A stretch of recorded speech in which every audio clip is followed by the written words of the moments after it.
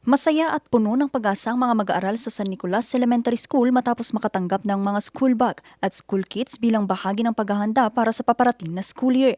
Layunin ng programa na mabigyan ng karagdagang suporta ang mga estudyante upang mas maging handa sila sa kanilang pag-aaral. Samantala, patuloy ring isinusulong ang mas malawak na akses sa dekalidad na edukasyon sa pamamagitan ng pakikipag-ugnayan sa University of the Philippines Open University. Sa pamamagitan nito, mas maraming Tarlakenyo ang magkakaroon ng pagkakataong makapag-aral at makakuha ng bagong kaalaman at kasanayan sa pamamagitan ng online learning, anuman ang kanilang edad o kalagayan sa buhay.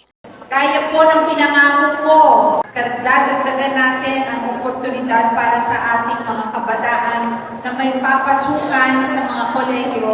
Ito po ay isang hakbang na ginawa natin. Pero hindi lang po ito para sa mga kakagraduate ng grade 12. Ito po ay para rin sa inyo.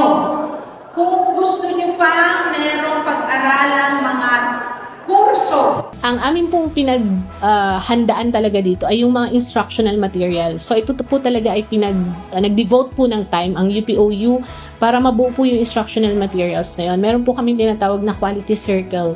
So meron pong faculty member doon, may language editor, multimedia specialist, gender expert. Itong learning hub with the partnership with UPenn Open University talagang magbubukas ng maraming oportunidad sa ating mga estudyante na of course makapag-aral ng mga courses sa UP dito sa probinsya ng Tarlac na hindi na nila kailangan lumayo. Kaugnay nito, binigyang diin din ng mga opisyal ng pamahalang lungsod ang kahalagahan ng malasakit, disiplina at maayos na paglilingkod bilang mahalagang sangkap sa pagpapaunlad ng komunidad at pagtaas ng antas ng pamumuhay ng mga mamamayan.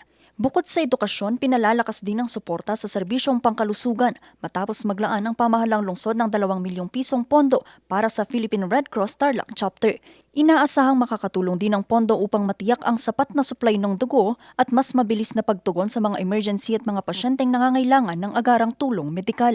To alleviate and uplift po ang buhay ng bawat Tarlakenyo. Ilan lamang ang mga ito sa mga hakbang ng pamahalang panlalawigan upang mapalawak ang mga oportunidad at serbisyong makakatulong sa pag-unlad ng kalidad ng buhay ng bawat mamamayan sa Tarlac.